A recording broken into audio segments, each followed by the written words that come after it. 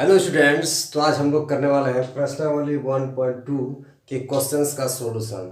तो सबसे पहले ये देखते हैं क्वेश्चन नंबर 1 कहता क्या है। ओके, तो चलिए चलते हैं क्वेश्चन नंबर 1 पे। तो स्टूडेंट्स कहता है कि निम्नलिखित संख्याओं को अभाज्य गुणनखंडों के गुणनफल के रूप में व्यक्त कीजिए। उसमें से मेरा पहला पार्ट है दोस्तों 140। इसे हमको क्या करना है, अभाज्य गुणनखंड के गुणनफल के रूप में क्या करना है, व्यक्त करना है। ठीक है, तो सबसे पहले 140 को तोड़ते हैं दोस्तों। 140 को तोड़ते हैं, ठीक है। ये 2 से कितना बार में जाएगा, 70 बार में। 2 से दोस्तों 35 बार में। ये 5 से दोस्तों 7 बार में। 7 से 1 बार में। तो 140 का अभाज्य गुणनखंड कितने कितने हो गए, 2, 2, 5 और 7। तो 140 को हम अभाज्य गुणनखंड के गुणनफल के रूप में कैसे लिखेंगे, ये देखते हैं। तो 140 इक्वल टू हम कितना लिख सकते हैं, उसके अभाज्य गुणनखंड कितने कितने हो गए, अभाज्य गुणनखंड 2, 2, 5 और 7। तो इसको सिंपली कितना लिखेंगे, 2, 2, 5 और 7। अब देखिए इसे हम और आगे हम किस तरह लिख सकते हैं, क्योंकि 2 कितना बार आया हुआ है स्टूडेंट्स, 2 बार।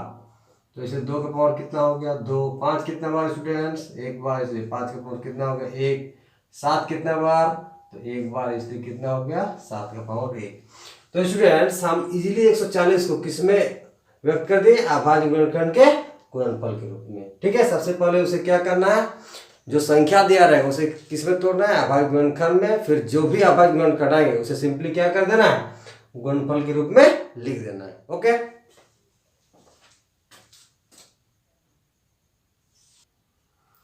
अभी स्टूडेंट्स 1 का दूसरा पार्ट है, उसमें संख्या कितना दिया, 156। इसे भी हमें किस पे व्यक्त करना है, अभाज्य गुणनखंड के गुणनफल के रूप में। तो सबसे पहले 156 को हम अभाज्य गुणनखंड के रूप में तोड़ते हैं, फिर उसे सिंपली क्या करेंगे, गुणनफल के रूप में, गुणनफल के रूप में क्या करेंगे, लिख देंगे। ओके, तो देखिए 156 को इसका सबसे पहले अभाज्य गुणनखंड करते हैं। ठीक है, 2 से कितना बार में जाएगा, ये 2 से तो 14 हो गया, बचा कितना है, तो ये 16 हो गया, 2 8 16। ओके, अब देखिए 2 से कितना बार में जाएगा, 2 3 6, यहाँ पे 1 बचा, ये 18 हो गया। 2 से 9 बार में जाएगा 18। अब 3 से 13 बार में, 13 से 1 बार में।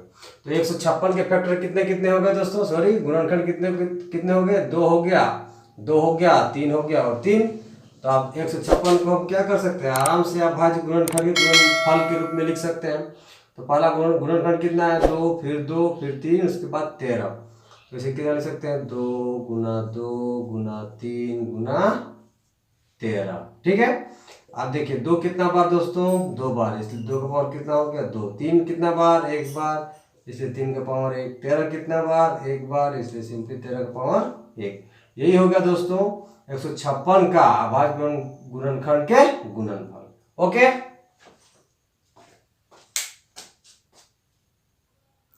तो स्टूडेंट्स अब हम चलते हैं क्वेश्चन नंबर 1 के तीसरे पार्ट पे।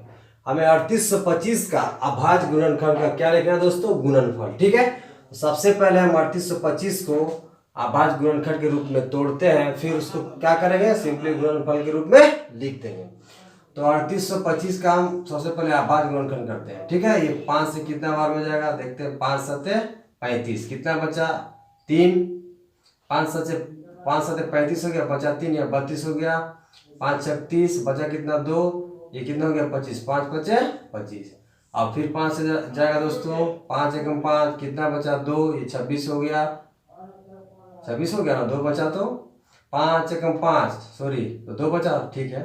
5 एकम 5 और बचा यहाँ पे 2, ये 26 हो गया। 5 5 25 और 5 3 15। ठीक है, अब देखिए ये 3 से जाएगा दोस्तों, 3 5 15 हो गया। ओके, 3 5 15, 3 एकम 3। अब देखिए ये कितना से जाएगा दोस्तों, 3 से जाएगा 17 3 51। ओके, और ये 17 एकम 17। देखिए सबसे पहले किससे गया, 5 से 765 बार में, 5 से 153 बार में, 3 से 51 बार में, 3 से 17 बार में और 17 से 1 बार में। तो 3825 के जो गुणनखंड थे दोस्तों, कितने कितने हो गए अभाज्य गुणनखंड, 5 हो गया, 5 हो गया, 3 हो गया, 3 और 17। तो 3825 को हम अभाज्य गुणनखंड के गुणनफल के रूप में कैसे लिखेंगे, देखिए 5 कितना बार आया है, तो 2 बार, 3 भी 2 बार और 17 भी 2 बार।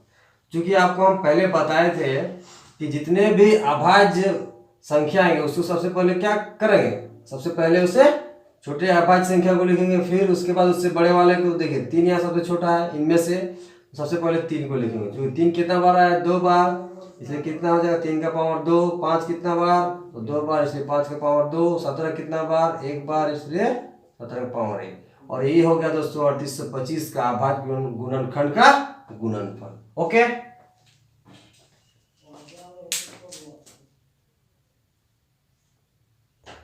अब स्टूडेंट्स हम चलते हैं चौथे पार्ट में। 5005 को हमें किस में व्यक्त करना है, अभाज्य गुणनखंड के गुणनफल के रूप में। तो सबसे पहले 5005 का हम क्या करेंगे, अभाज्य गुणनखंड करते हैं, ठीक है। तो 5005 का हम अभाज्य गुणनखंड करते हैं। ये देखिए 5 से 1 बार में जाएगा, ये 0 बार में, 0 बार में, 1 बार में, ठीक है।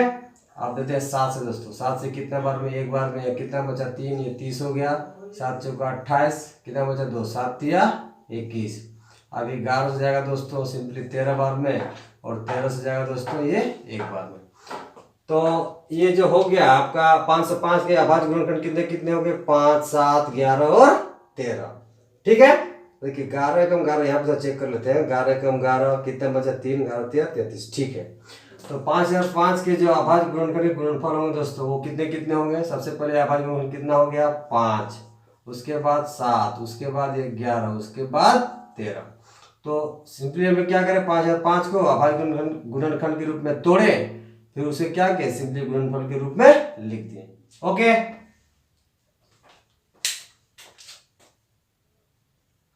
स्टूडेंट्स अब हम चलते हैं क्वेश्चन नंबर 5 पे। 1 का 5 क्या है, 7429 को हमें किसमें व्यक्त करना है, अभाज्य गुणनखंडों के गुणनफल के रूप में।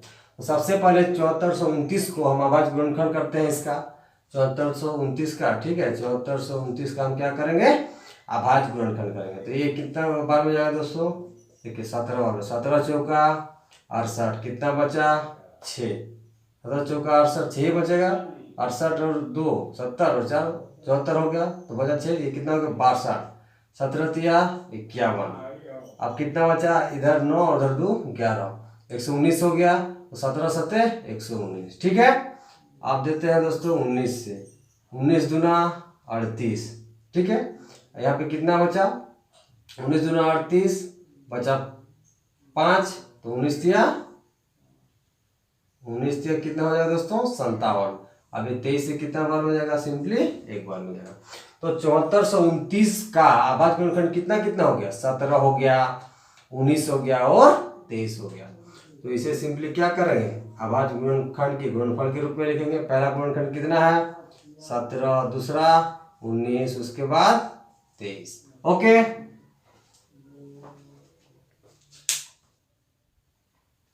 तो स्टूडेंट्स अब हम करते हैं क्वेश्चन नंबर 2 को देखते हैं, उसे वो क्या कहता है, फिर हम उसका सॉल्यूशन करेंगे।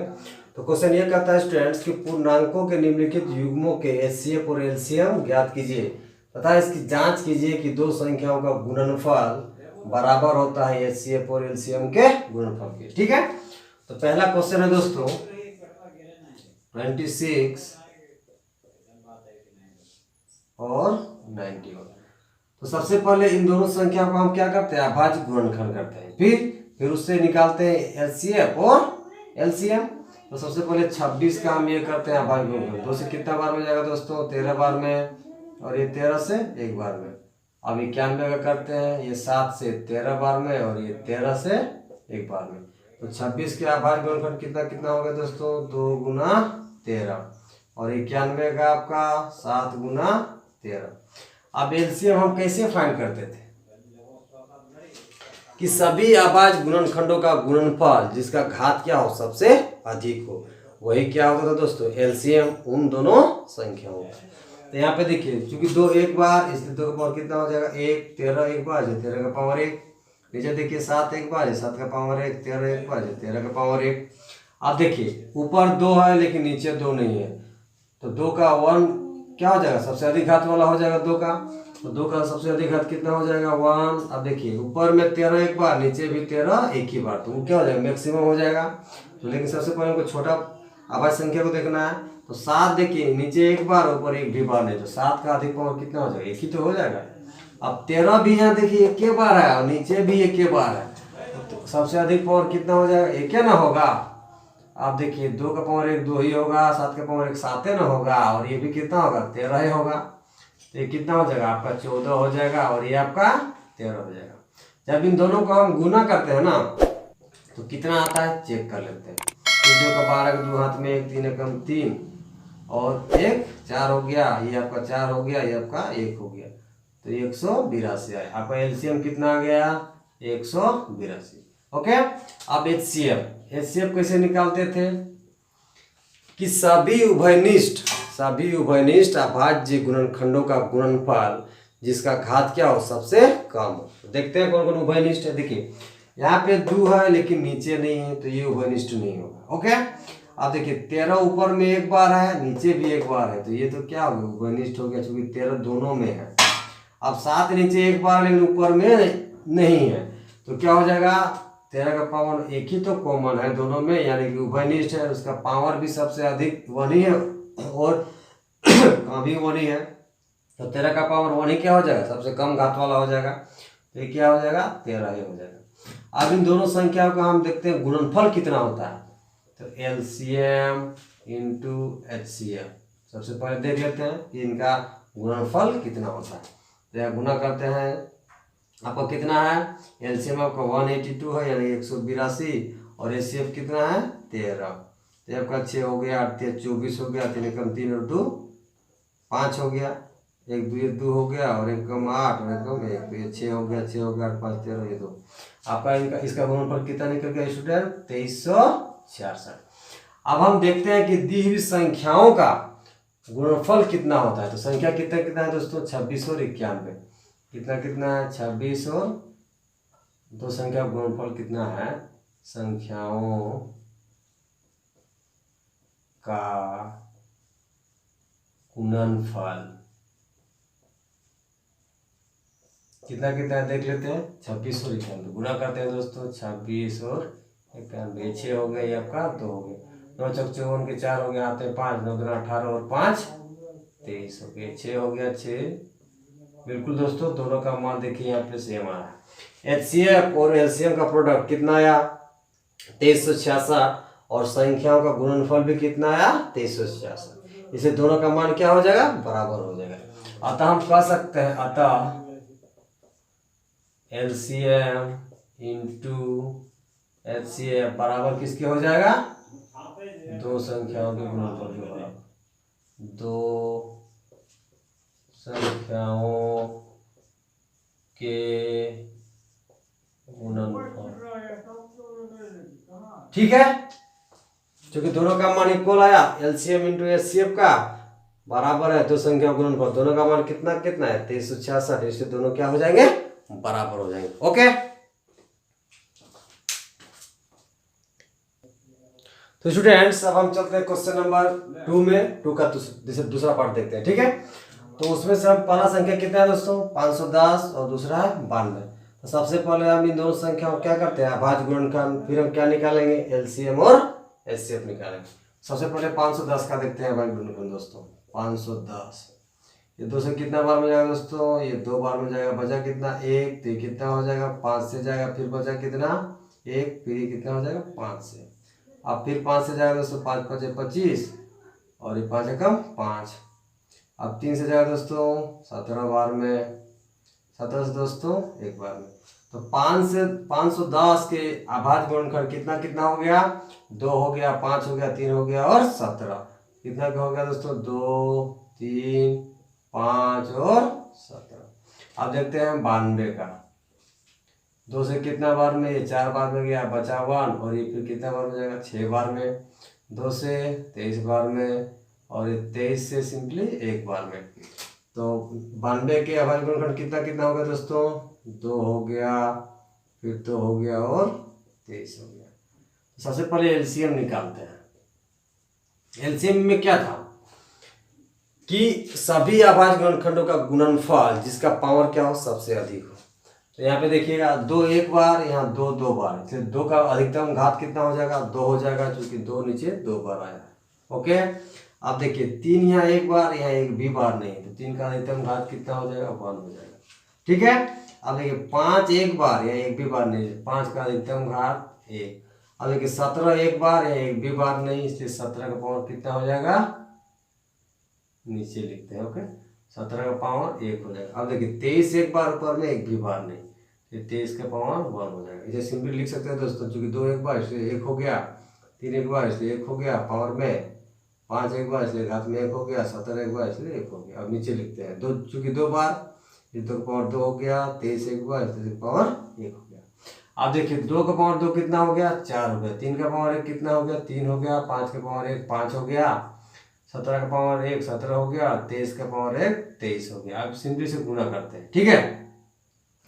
देखिए 4 3 12, 12 5 60, ये 60 हो गया, फिर 17, फिर 23।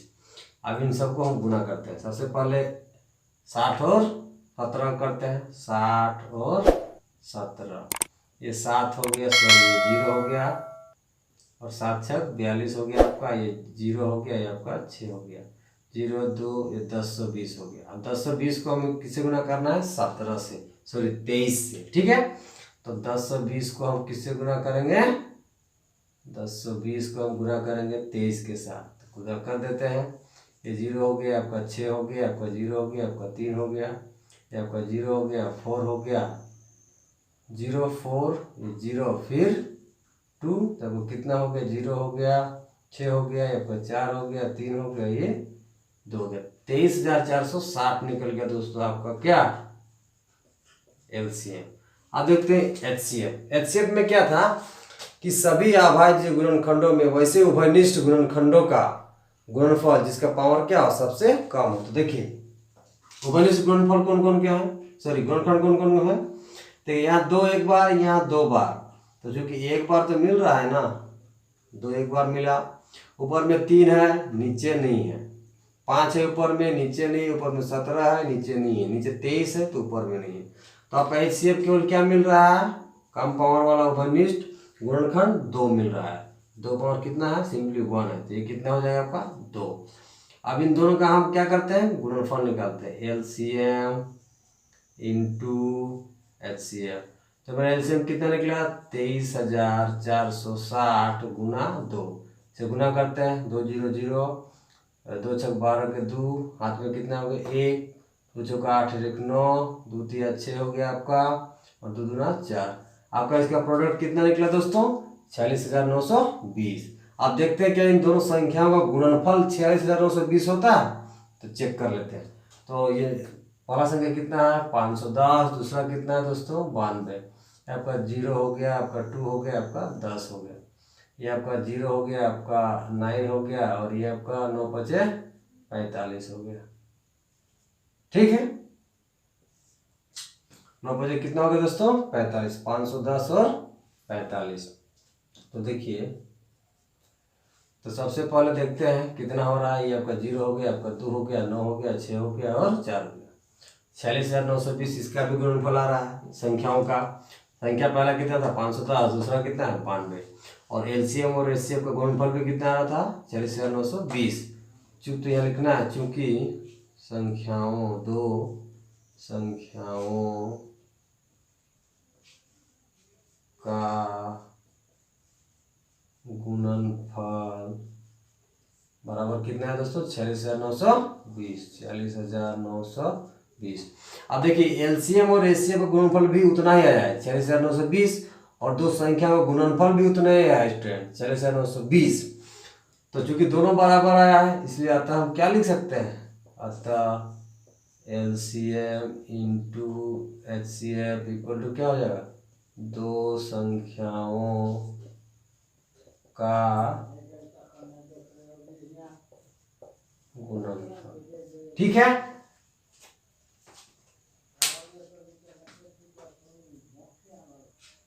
स्टूडेंट्स अब हम चलते हैं क्वेश्चन नंबर 2 के तीसरे पार्ट पर।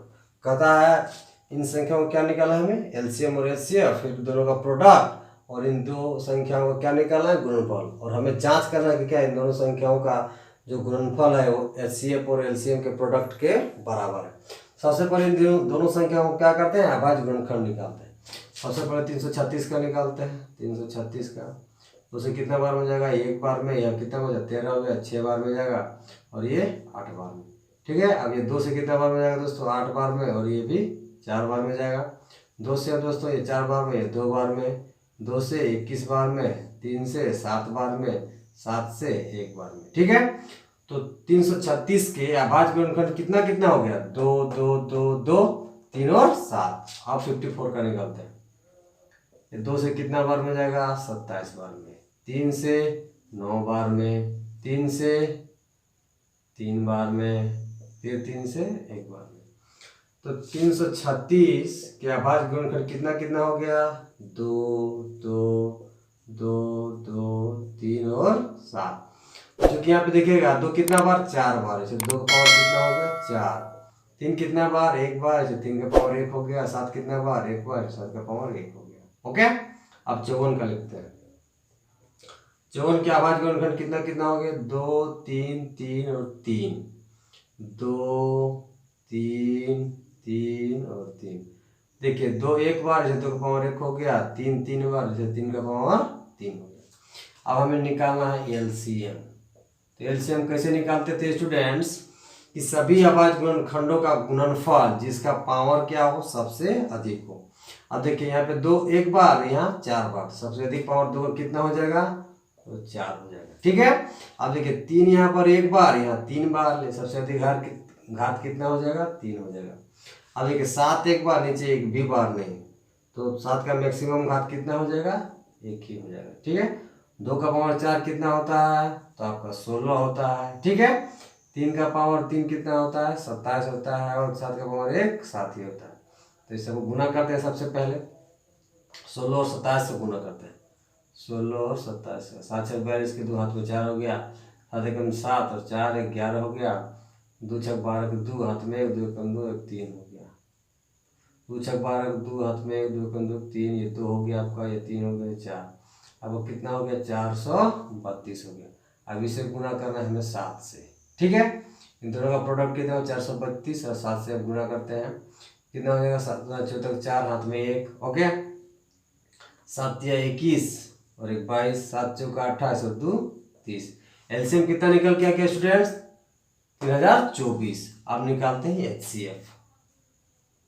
एचसीएफ कैसे निकालते थे, कि उभयनिष्ठ गुणनखंडों का गुणनफल जिसका पावर क्या हो, सबसे कम हो। ओके, अब देखिए यहाँ पे 2 1 बार, ऊपर में 4 बार, तो कितना बार मिल रहा है, 2 एक ही बार में मिल रहा है, इसीलिए सबसे पहले 2 1 बार मिला। अब देखिए 3 यहाँ 3 बार, ऊपर में 1 बार, तो फिर भी अब 3 एक ही बार, 3 भी मिल रहा है।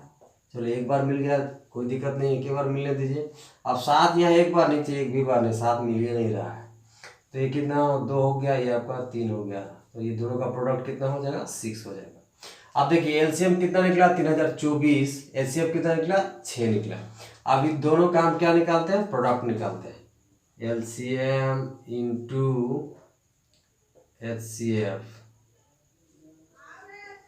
बराबर 3024 हो गया, और गुना में 6 हो गया। गुना करते हैं, 6 चौका 24 के 4, हाथ में 2 हो गया, 6 दूना 12 2 14 हो गया। ठीक है, 6 दूना 12 2 14, हाथ में 1 हो गया, 6 0 6 0 हो गया, और 1 हो गया, क्योंकि हाथ में 1 था तो 1 हो गया, और 6 तिया 18। ये कितना निकल गया, 18144। अब इन दोनों संख्याओं का गुणनफल करते हैं, देखते हैं इन संख्याओं का गुणनफल कितना आता है। तो संख्याओं का गुणनफल कितना हो जाएगा दोस्तों, संख्याओं का गुणनफल, पहला संख्या कितना है, 336, 336। दूसरा संख्या 54।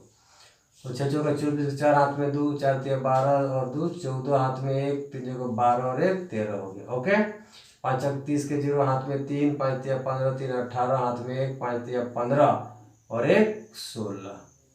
यही था, ये 4 हो गया, ये 4 हो गया, 8 3 11 के 1, हाथ में 1 6 और 1 7 और 1 8 और 1। संख्या का गुणनफल भी कितना आया, 18144। अब देखिए संख्याओं का गुणनफल कितना आया, 18144, और एलसीएम और एचसीएफ का गुणनफल कितना आया, 18144।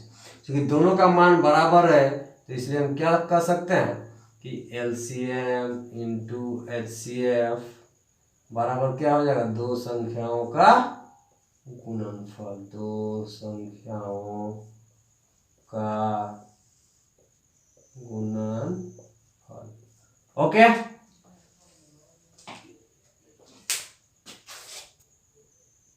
अब स्टूडेंट्स हम चलते हैं क्वेश्चन नंबर 3 पे। क्वेश्चन नंबर 3 क्या कहता है कि अभाज्य गुणनखंड विधि द्वारा निम्नलिखित पूर्णांकों का एचसीएफ और एलसीएम ज्ञात कीजिए। हमारे पास संख्या कितना कितना है, 12, 15 और 21। सबसे पहले इन संख्याओं का हम क्या करेंगे, अभाज्य गुणनखंड करेंगे, फिर क्या निकालेंगे, एलसीएम और एचसीएफ निकालेंगे। ओके, तो देखिए सबसे पहले 12 का हम क्या करते हैं, अभाज्य गुणनखंड। तो 12 का गुणन करते हैं दोस्तों, ये 2 से कितना बार हो जाएगा, 6 बार में, 2 से 3 बार में, 3 से 1 बार में, ठीक है। अब 15 का करते हैं, ये 3 से 5 बार में, 5 से 1 बार में। 21 का स्टूडेंट्स, ये 3 से 7 बार में, 7 से 1 बार में। सबसे पहले देखिए 12 का जो अभाज्य गुणन था कितना कितना हो गया दोस्तों, 2, 2 और 3, 2, 2 और 3। ओके, 15 का कितना कितना हो गया, 3 और 5, और 21 का 3 और 7। अब देखिए चूंकि 2 2 बार है इसलिए हम कितना लिख सकते हैं, 2 का पावर 2, 3 एक बार, 3 का पावर 1, यहाँ 3 एक बार है, 3 का पावर 1 हो गया, 5 एक है, 5 का पावर 1 हो गया, 3 एक बार है, 3 का पावर 1, 7 एक बार है, 7 का पावर 1। अब देखिए एलसीएम हम कैसे निकालते थे कि सभी अभाज्य गुणनखंडों का गुणनफल जिसका पावर क्या हो, सबसे अधिक हो। तो देखिए यहाँ 2 2 बार, नीचे 1 भी बार नहीं, तो सबसे पावर अधिक 2 का कितना हो जाएगा, तो 2 ही हो जाएगा। 3 एक बार, यहाँ भी 1 बार, यहाँ भी 1 बार, तो सबसे अधिक घात 3 का कितना हो जाएगा, तो 1 हो जाएगा। यहाँ पे देखिए 5 एक बार और 5 कहीं भी नहीं, तो 5 का मैक्सिमम पावर क्या, 1 ही हो जाएगा। 7 एक बार, बाकी कहीं नहीं, तो 7 का अधिकतम घात कितना हो जाएगा, 1 ही हो जाएगा। तो 2 का पावर 2 कितना हो गया, 4, 3 का पावर 1 3, 5 का पावर 1 5, और ये आपका 7, तो 4 3 12 हो गया, और 7 5 35 हो गया, ठीक है।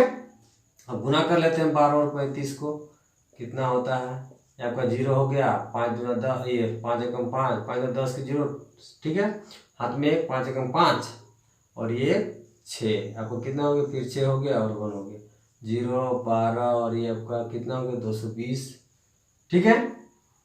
देख लीजिए एक बार चेक कर लेते हैं, 5 दूना 10 के 0, हाथ में 1, 5 एकम 5 1 6, 3 दूना 6 हो गया, 3 एकम 3,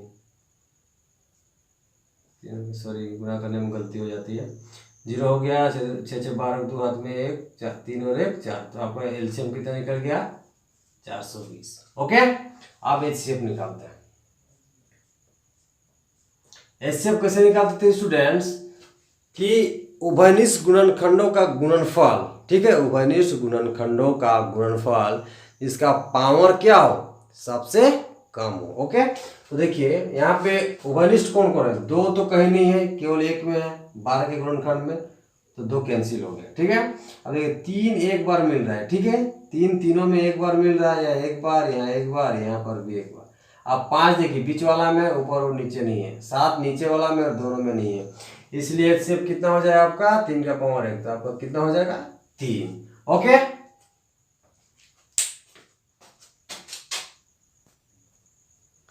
तो हम चलते हैं स्टूडेंट्स क्वेश्चन नंबर 3 का दूसरा पार्ट में, ठीक है।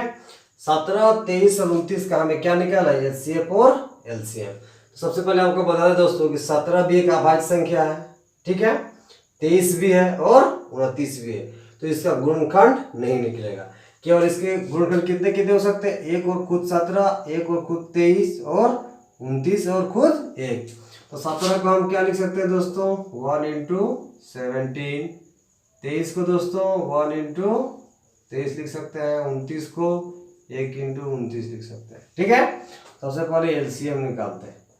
एलसीएम में क्या था कि सभी अभाज्य गुणनखंडों का गुणनफल जिसका पावर क्या हो, सबसे अधिक हो। 17 एक बार, 23 भी एक बार, 29 भी एक बार, 17 एक बार, 23 एक बार और 29 एक बार, ठीक है। तो इन दोनों को गुना करते हैं, फिर ये तीसरा 29 को भी गुना करते हैं। तो गुना करते हैं यहाँ पे दोस्तों, 17 को 23 से गुना करते हैं, तो 3 7 21 हो गया, कैरी चला गया 2, 3 एकम 3 और 2 5 हो गया, 2 7 14, हाथ में 1 2 एकम 2 और 1 3, तो ये कितना हो गया, 1 हो गया, 9 हो गया आपका, ये 391 हो गया। चेक कर लेते हैं, 3 7 21 के, एक हाथ में 2, 3 एकम 3 तो 5, 2 7 14, हाथ में 1 2 एकम 2, 2 एकम 2 हो गया, और 1 3 हो गया, 1 9, ठीक है। ये आपको कितना हो गया 391। हमें किससे गुना करना है 29 से, तो कर लेते हैं 391 29 से गुना करना, ये 9 हो गया। दोनों 81 की एक हाथ में 8, 29 27 और 8 कितना होता है 27 8 आपको कितना हो जाएगा 35। 35 हो गया, 2 एकम 2, दोनों 18 के एक हाथ में 1 2 3 6 और 1 7, ये 9 हो गया, 3 हो गया, 8 5 13 के 3 हो गया, हाथ में 1 7 3 10 और 1 11। तो आपका एलसीएम कितना निकल गया 11,339। ओके, अब एचसीएफ निकालते हैं स्टूडेंट्स।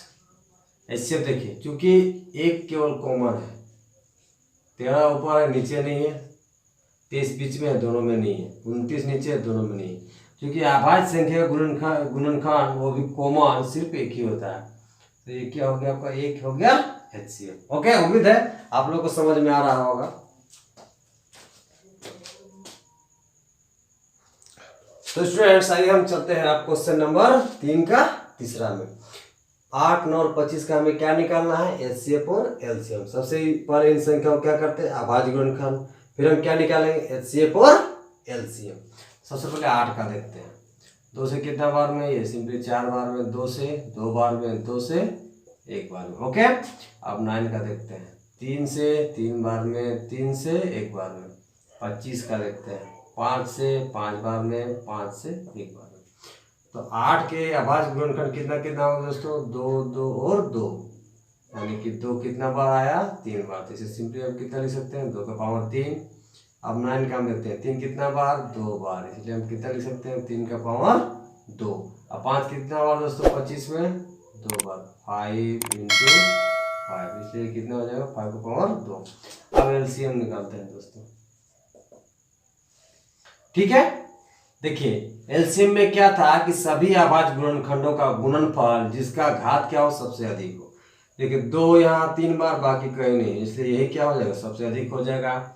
2 का पावर 3 सबसे अधिक हो गया घात, 3 का पावर 2 सबसे अधिक हो जाएगा क्योंकि 3 बाकी कहीं नहीं है, और 5 का पावर 2 भी क्या हो जाएगा अधिक हो जाएगा। 2 का पावर 3 सॉरी 2 का पावर 3 कितना हो जाएगा 8, 3 का पावर 2 9, 5 का पावर 2 25। अब देखिए 25 8 कितना था 25 चौका 100, 25 8 कितना हो जाएगा 200, और ये कितना हो जाएगा 9, 209 कितना हो जाएगा आपका 1800। ओके, एक बार क्या हो गया आपका निकल गया एलसीएम। अब एचसीएफ देखते हैं। देखिए यहाँ पे कहीं भी उभयनिष्ठ अभाज्य गुणनखंड आपको दिख रहा है, 2 ऊपर है लेकिन कहीं नहीं है। अब देखिए नीचे 3 है, बाकी ऊपर दोनों कहीं नहीं है, और नीचे 5 है तो बाकी दोनों में कहीं नहीं है।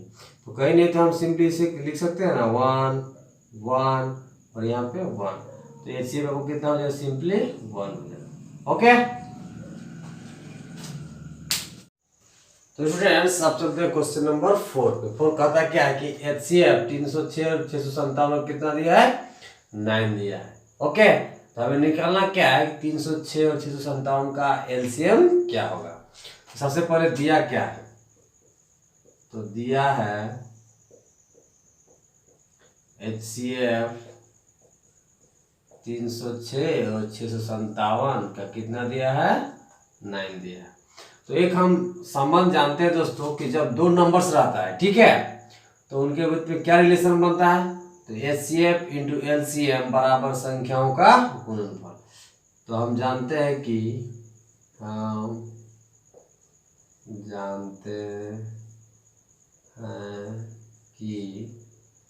एलसीएम गुना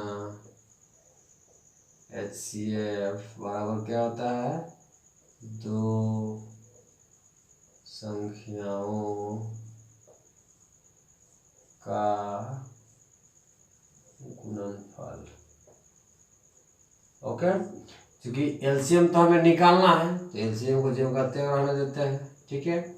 एचसीएफ का मान कितना दिया है 9 दिया है, और संख्या मेरे पास कितना कितना है 306 और 657। पहला संख्या है 306, दूसरा कितना है 657।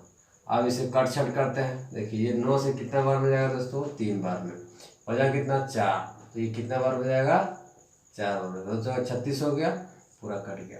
अब ये सिंपली हम गुना करते हैं, 657 को 34 से गुना करते हैं।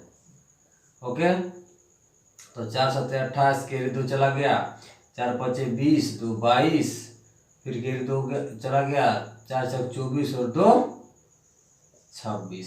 चेक कर लेते हैं। 4 7 28, 2 कैरी, 4 5 20 हो गया और 2 22, फिर कैरी 2 गया, 4 6 24 और 2 4 6 24 और 2 26 हो गया। ओके, अब 3 7 21, कैरी 2 चला गया, 3 5 15 और 2 17, कैरी 1 चला गया, ये 3 6 18 और 1 19, ये कितना हो गया, 8 हो गया आपका, 3 हो गया, 6 7 13 का 3 हो गया, 9 2 11 1 12 हो गया, 9 और 2 11 1 12। ठीक है, और ये कितना हो गया आपका, 1 और 1 2।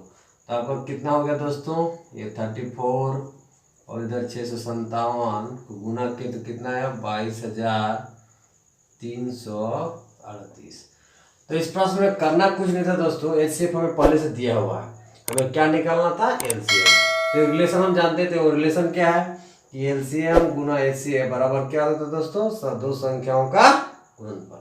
उसमें से एचसीएफ तो हमें दिया है 9, एलसीएम हमें निकालना है, तो एचसीएफ की जगह रख दिए 9 और संख्याओं का गुणनफल। संख्या मेरे पास कितना कितना था, 306 और 657। सिंपली क्या काट दिए, 9 से 3 बार में गया और फिर 4 बार में, पूरा पूरी कितना बार में गया, 34 बार में, फिर इसे गुना किए तो कितना है, 22,338। ओके,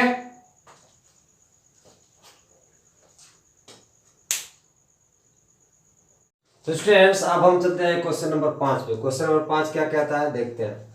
जांच कीजिए कि किसी प्राकृतिक संख्या n के लिए संख्या 6 के पावर n अंक 0 पर समाप्त होती है। ये प्रश्न कहने का मतलब है दोस्तों, मान लीजिए 6 के पावर n कोई संख्या है, तो क्या उसका अंतिम अंक n का कोई भी मान लेंगे तो क्या 0 पर खत्म होगा। तो आपको बता दें दोस्तों कि कोई भी प्राकृतिक संख्या का अंतिम अंक यदि 0 के साथ समाप्त होता है तो वो 10 से पूरा पूरी विभाजित होगा, और यदि वो 10 से पूरा पूरी विभाजित होगा तो 2 और 5 दोनों से होगा। ठीक है, तो इसको लिखेंगे कैसे, सबसे पहले देखिए, यदि हम मान लिया 1 का मान 1 लेते हैं, 1 का मान 1 लिए, n का मान 1 लिए, तो दोस्तों ये कितना हो गया, 6 के पावर 1, ये कितना हो गया 6। अब n का मान मैंने 2 लिए दोस्तों, ये कितना हो गया, 6 के पावर 2, ये 36 हो गया। अब n का मान दोस्तों मैंने 3 लिए, तो 6 के पावर 3 कितना हो गया, 216। अब देखिए दोस्तों कि किसी भी अंतिम अंक में यहाँ पे 0 नहीं आ रहा है। ठीक है, आप कोई भी मान ले लीजिए, अंतिम अंक 0 नहीं आएगा। ठीक है, तो अब इसे सिंपली लिख कैसे सकते हैं इस प्रश्न को कि किसी भी प्राकृतिक संख्या के अंत में प्राकृतिक संख्या 0 के साथ अंत होती है,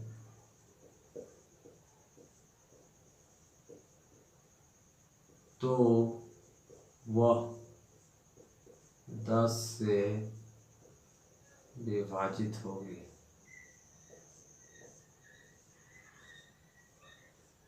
ठीक है, साथ ही यदि वह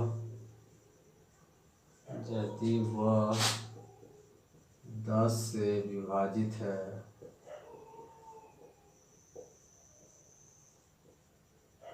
तो वह 2 एवं 5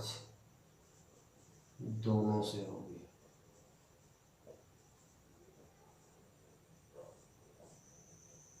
ठीक है दोस्तों, मान लीजिए कोई भी प्राकृतिक संख्या का यदि अंतिम अंक कितना है 0, तो किससे विभाजित होगा, 10 से, और यदि 10 से विभाजित होगा 2 और 5 दोनों से होगा। कैसे, देखिए मान लीजिए यहाँ पे 100 है, ये किससे डिविजिबल है, 10 से, तो कितना गया, 10 आ गया। ठीक है, अब देखिए 100 को 2 से करेंगे तो कितना आएगा, 50, और जो 100 को करेंगे 5 से तो कितना आएगा दोस्तों, 20। ओके, देखिए ये कितना बार में जाएगा, 20 बार में, ये कितना बार में, 50। तो जो संख्या 10 से विभाजित होगा दोस्तों वो 2 और 5 दोनों से होगा। ठीक है, तो क्या देखते हैं कि 6 के अभाज्य गुणनखंड में क्या 2 और 5 दोनों आता है। तो चूंकि 6 के पावर 1 का अभाज्य गुणनखंड कितना होता है, अभाज्य गुणनखंड कितना हो जाएगा दोस्तों, 2 × 3 का पावर 1। अब देखिए 10 होने के लिए कितना होगा, 2 × 5 इसके क्या हो जाएंगे, गुणनखंड हो जाएंगे। लेकिन यहाँ पे देखिए 2 आ रहा है लेकिन 5 नहीं आ रहा है। 5 के बदले में यहाँ क्या है, 3 है। यदि यहाँ पे 5 रहता तो इसका अंतिम अंक क्या हो जाता, 0 हो जाता। लेकिन यह 5 के बदले में कितना है, 3। इसलिए हम क्या लिख सकते हैं, चूंकि 6 के पावर n के अभाज्य गुणनखंड में 5 नहीं है। यदि दोस्तों 5 रहता, 2 तो यहाँ पे है लेकिन क्या हो जाता, 0 हो जाता। ठीक है, तो यहाँ 2 है, 5 रहता तो कितना होगा, 10। और 10 का कोई भी पावर लेते तो उसका अंतिम अंक क्या होता है, 0। इसलिए क्या हो जाएगा दोस्तों कि 6 का पावर n का अंतिम अंक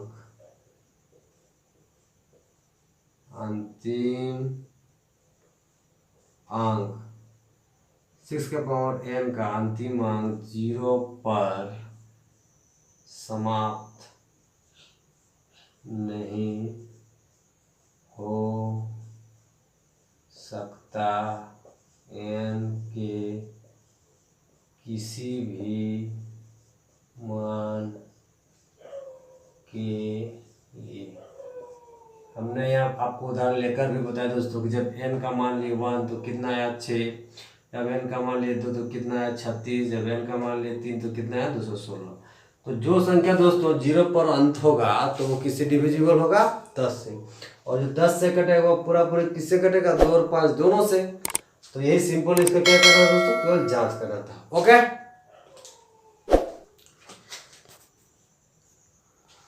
स्टूडेंट्स आइए चलते हैं क्वेश्चन नंबर 6 पे। तो 6 कहता क्या है, पहले क्वेश्चन को देख लेते हैं। कहता है व्याख्या कीजिए कि 7 × 13 × 13 + 13 और 7 × 6 × 5 × 4 × 3 × 2 × 1 × 5 भाज्य संख्याएं क्यों है। तो सबसे पहले आपको बता दें दोस्तों कि भाज्य संख्या कहते किसको हैं, कि वैसी संख्या जिसका गुणनखंड क्या हो, 2 से ज्यादा हो, वैसी संख्या को क्या बोलेंगे, भाज्य संख्या। तो हम देखते हैं कि ये दिया हुआ जो व्यंजक है और ये व्यंजक क्या इसके जो गुणनखंड है 2 से ज्यादा होता है। तो सबसे पहले पहला वाला व्यंजक को देखते हैं, फिर दूसरा वाला को। तो इसमें दोस्तों देखिएगा कि 7 × 11 × 13 + 13। अब यहाँ पे देखिएगा दोस्तों, यहाँ पे ये 13 कॉमन है तो 13 को कॉमन लीजिए। ठीक है, यहाँ पे बचा कितना, 7 × 11 × 1 प्लस यहाँ पे 1 बचा। अब देखिए ये आपका 13 हो गया, 11 7 कितना होता है, 77 + 1 आपका कितना हो गया, 78। और इधर पहले से 13 मौजूद है तो ये 13 यहाँ रहेगा। अब हम करते क्या है कि 78 का अभाज्य गुणनखंड करते हैं। 78 का अभाज्य गुणनखंड कितना हो जाएगा दोस्तों, ये 2 3 6 कितना बचा, 1 9, ये कितना बार हो जाएगा, 9 बार में। ठीक है, 2 3 6 बचा 1, ये 18 हो गया, दोनों है 18। अब 3 से कितना बार हो जाएगा दोस्तों, 13 बार में। अब 13 से 1 बार में।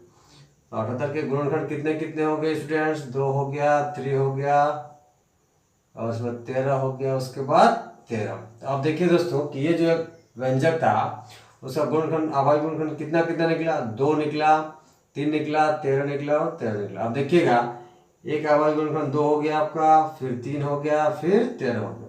2 से अधिक हुआ दोस्तों अभाज्य गुणनखंड, इसलिए ये जो व्यंजक है वो क्या होगा, भाज्य संख्या होगा। ठीक है, अब देखते हैं हम दूसरे व्यंजक पे।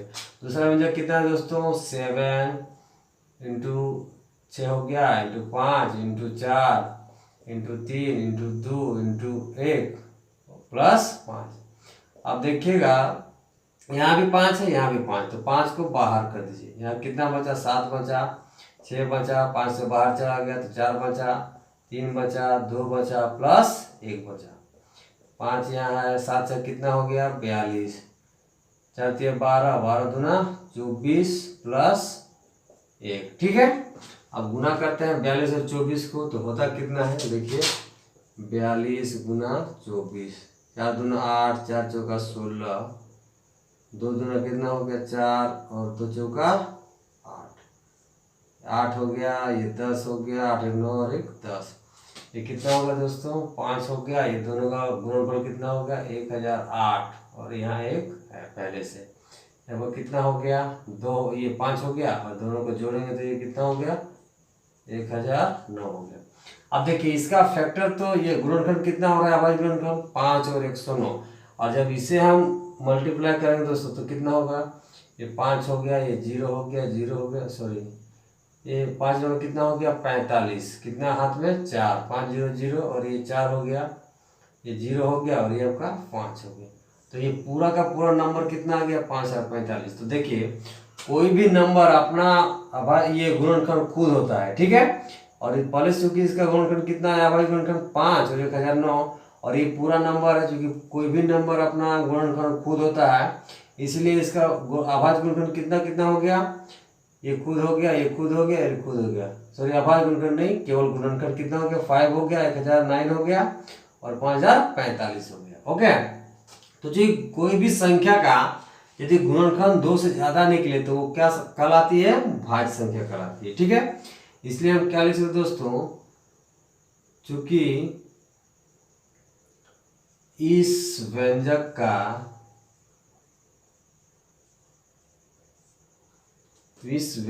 का गुणनखंड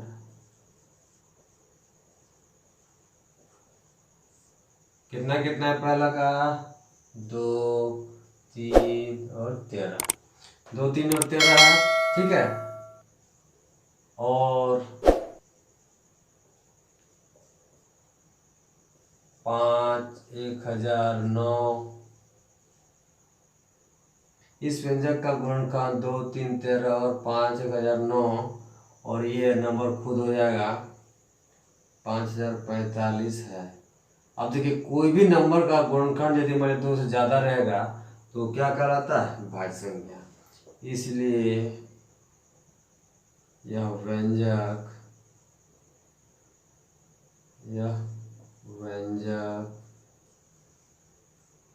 भाज्य हो गया। ओके,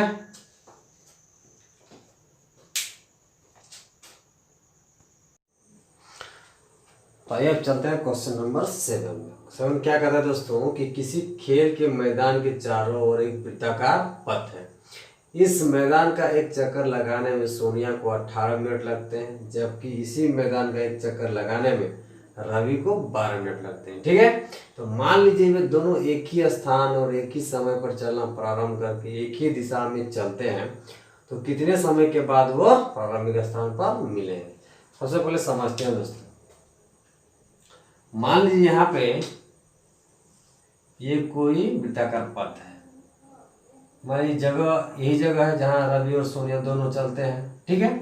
यहाँ से चलना प्रारंभ किया रवि और सोनिया भी यहीं से, और दिशा भी दोनों का क्या है, सेम ही है। तो मान लीजिए दोस्तों सोनिया को कितना लेते हैं, यहाँ क्वेश्चन में दिया हुआ है सोनिया को कितना लगता है 18 मिनट पूरा करने में, और जबकि रवि को 12 मिनट। समय भी एक ही है दोस्तों, जगह भी एक ही है और दिशा भी एक ही है। तो जब भी ऐसा प्रश्न आए कि कितना बजे फिर से मिलेंगे, तो ऐसे प्रश्न में दोस्तों हमें इन दोनों संख्याओं का क्या लेना होता है, एलसीएम रहता है।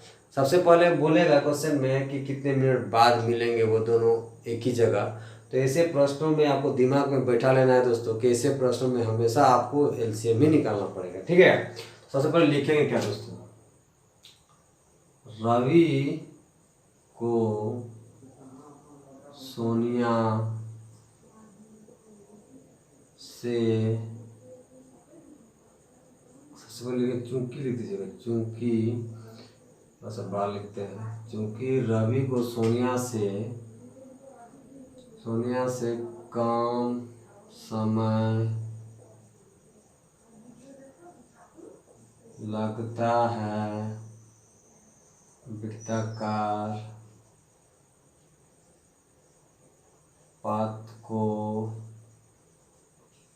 पूरा करने में, ठीक है। चूंकि रवि जल्दी पूरा कर लेता है और सोनिया थोड़ा लेट करती है, तो इसलिए 18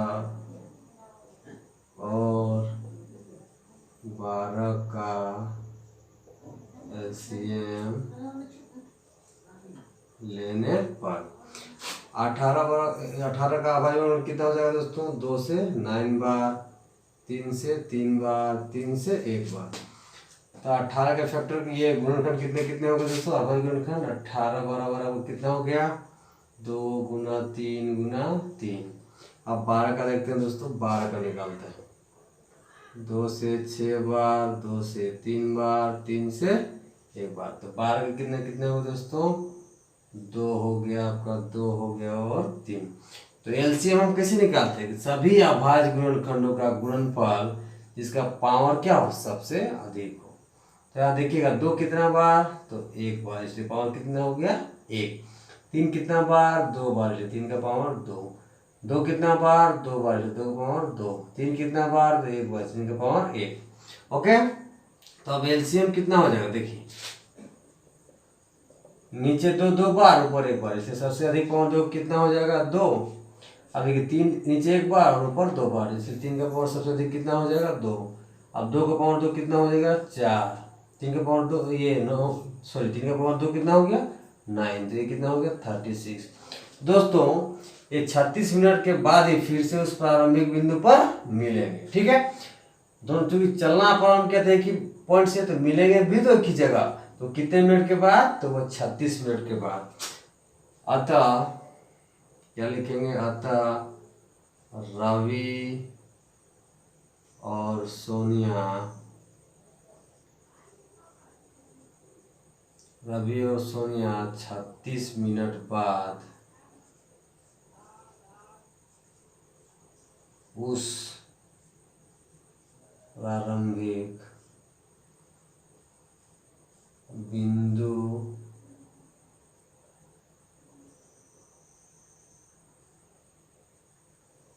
पर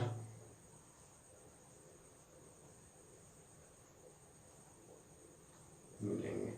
ओके दोस्तों, ये वीडियो अच्छा लगा होगा दोस्तों तो मेरे चैनल को सब्सक्राइब कर लीजिएगा और लाइक का बटन प्रेस कर दीजिएगा दोस्तों। Thank you.